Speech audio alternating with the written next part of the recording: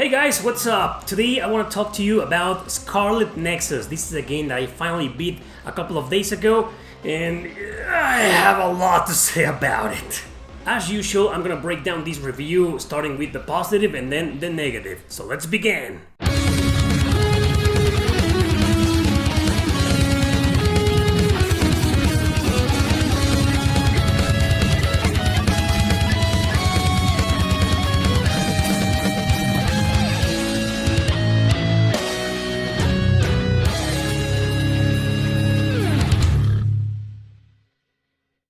Alright guys, Scarlet Nexus is an action RPG where you get to choose between two different characters, a guy and a girl. The guy is called Yuito and the girl is called Kasane. I beat the game with Kasane. It isn't necessary to beat the game with both characters, although it is kind of recommended because both characters have their own parties, their own different points of view of the story and whatnot. Eventually, you know, parties merge, the story is the same, so it doesn't really matter at the end.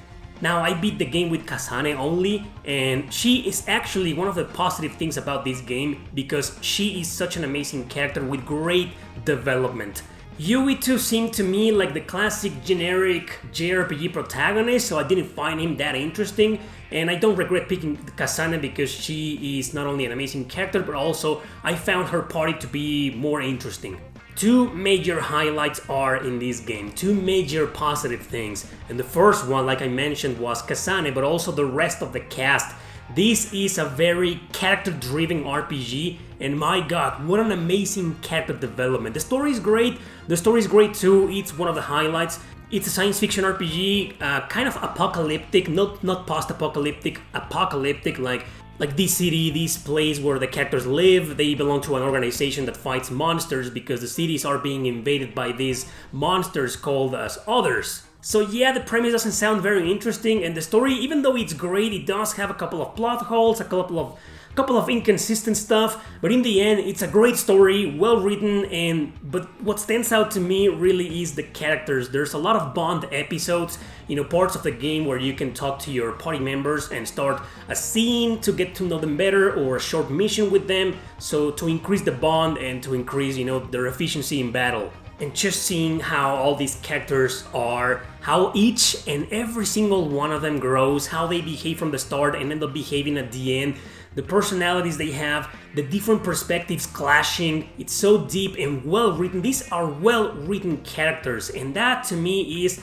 the most positive aspect in this video game because it's such a great character development, and it just goes on to prove how character development is still great and stories are very well written even today in JRPGs. The second highlight, really positive aspect in this game is the combat.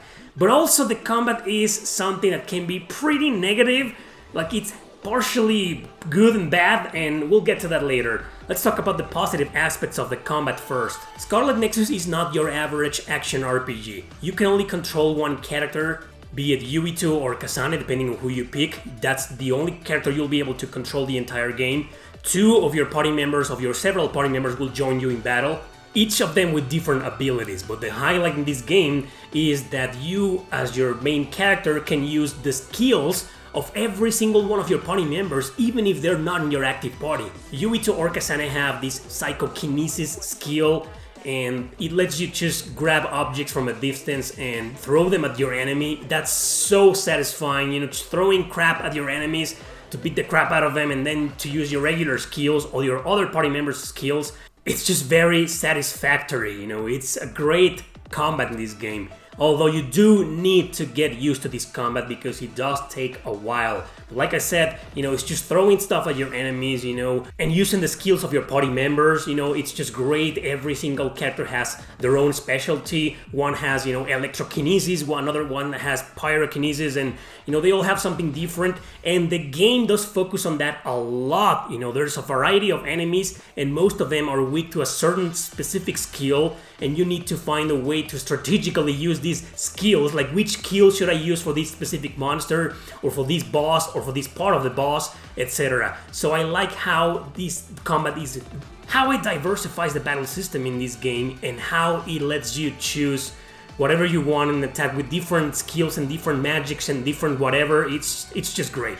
And of course the graphics look absolutely amazing, they look stunning. The graphic design specifically, it's amazingly gorgeous to look at, it's badass, you know. They aren't that great, I know they aren't that impressive. I think Tales of Arise by the same developers, Bandai Namco, looks better. But hey, you know, this doesn't stay behind at all, the graphics are great. So all in all, this is a great game that I do recommend. But now let's get to the negative part. Let's continue talking about the combat. Now, alright, so this is a combat that is so hard to get into. It took me a long time, and I mean a long time, like several hours, to finally get the gist of it. So I mentioned that you can use your party members' skills, all of them, right? And each of these skills is assigned to one button of your controller, but you only have 4 buttons, the action buttons. So once you get more party members, you know, you need to change with the trigger button, you know, to the other set of skills. So that's kind of confusing. Sometimes I knew what the right skill was to use against certain enemy or in a boss fight, and it would just confuse me because there's 8 different skills assigned to 4 of them to the same buttons. So it took me a while to get around that. Another thing that bothered me is that your psychokinesis, you can only use a certain amount of times. You can only throw like 3 objects at first at your enemies, and then you can't do anything. You can no longer throw anything. You need to wait, or you need to use your regular attacks so the bar fills up again and lets you keep throwing stuff at your enemies. And since throwing stuff is the best part of the game, in my opinion, like it's so much fun, you know, it's kind of frustrating that you can only three stuff at your enemy, three things or 4 things, and that's it. You gotta wait a while. And of course, if that penalty wasn't there, the game will be broken and all you will be doing is throwing stuff at your enemy the whole mission. So yeah, I understand why the penalty, it's just kind of annoying. I think they could have allowed at the beginning of the game more uses. The more you advance, the more skills you unlock. But of course, the more abilities you unlock, and at the end you can use you can throw like 7 items at your enemies before the bar runs out, which is cool, right? But for the most part of the game, you can't. The camera in this game is a huge problem. It's not as problematic as other JRPGs, whose camera I have complained about in previous videos. This doesn't have it that bad, but it's bad nonetheless, and the controls are a little bit clunky, just a little bit. It isn't your mindless hack and slash, you know, Yuito and Kasane play differently, control differently. Yuito is more about the swords and the hack and slash, and Kasane has these knives or whatever the hell she throws at their enemies. And they're both really fun to play as, but honestly, the controls, in my opinion, in my personal experience, aren't that great. They weren't that great, and I was struggling a lot to control. This combination between the controls and the camera just didn't work right sometimes. And to make matters worse, there's a lot of really annoying enemies here, very repetitive, and most of them have a certain specific type of finishing them off quickly. Otherwise, they can take forever to kill. So you always need to figure out what to do with that type of enemy. And the enemies are kind of repetitive, and some of them can be pretty annoying, like these bastards that just fly towards you and explode, and they create this massive explosion, and it's hard to maneuver because evading in this game, some of you probably got it right. I know I suck at action RPG, so this is probably my fault.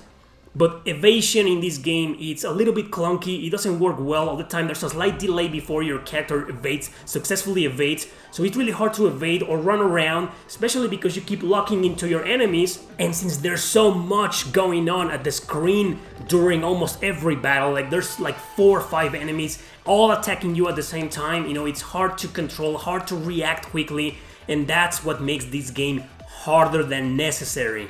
And I'm not talking about hard in terms of, oh, it's challenging, that's great. No, hard in terms of frustrating. I don't know why your character seems to have all the aggro. You know, most of the time, like 90% of the time, the enemies, all of them, not just one, all of them are targeting you. And this is a game where your party members are controlled by the AI, alright?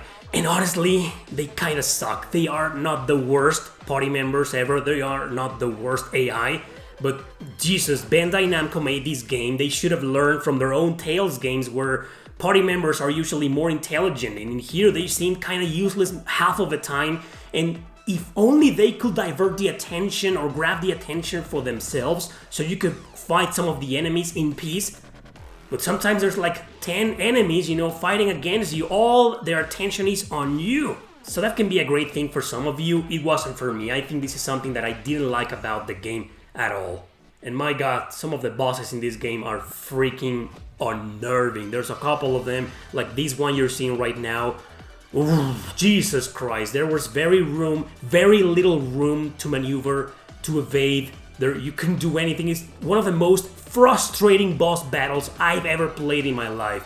I beat this battle on my first try, but I was just this close of rage quitting on the battle because honestly it's just very frustrating.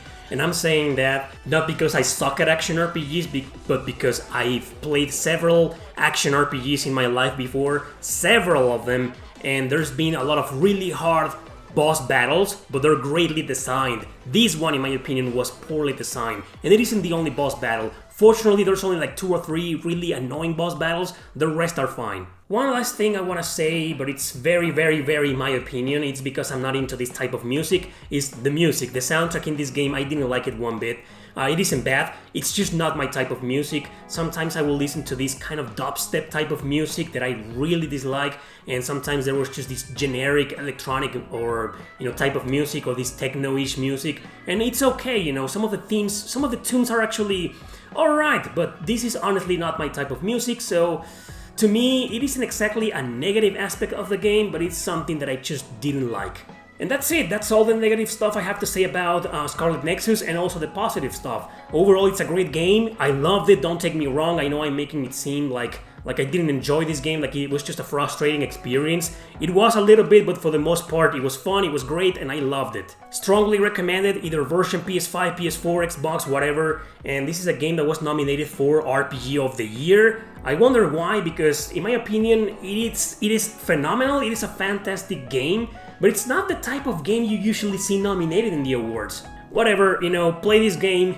Almost a masterpiece, no masterpiece. It does have some small flaws that kinda frustrate your experience a little bit, but other than that, it's a phenomenal game and I strongly recommend this. Thanks for watching, don't forget to subscribe and share this video with your friends. See you next time!